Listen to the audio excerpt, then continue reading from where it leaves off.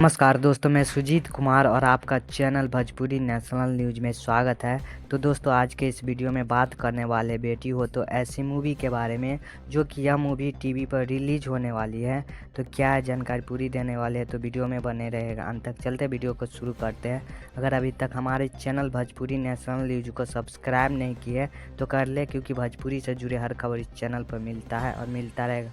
तो चलते बात करते हैं बेटी हो तो ऐसी मूवी के बारे में, जो कि यह मूवी बहुत ही अच्छा और कमाल का बनाया गया है। और इस मूवी में काम किए हैं गुंजन पंत, श्रुति राव, डिम्पल सिंह और भी भोजपुरी के कलाकार काम किए इस मूवी में।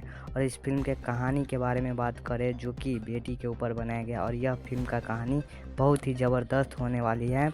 तो बात कर लेते हैं, इस फिल्म को टीवी पर रिलीज किया जाने वाला है 11 तारीख को शनिवार 8 बजे। जी हाँ दोस्तों, 11 तारीख को शनिवार के दिन 8 बजे सुबह में चलाया जाएगा, जो कि बी फॉर यू भोजपुरी पर प्रीमियर होने वाला है। तो दोस्तों, ये था आज के इस वीडियो में छोटी सी अपडेट। तो मिलते हैं नेक्स्ट वीडियो में, तब तक के लिए बाय बाय।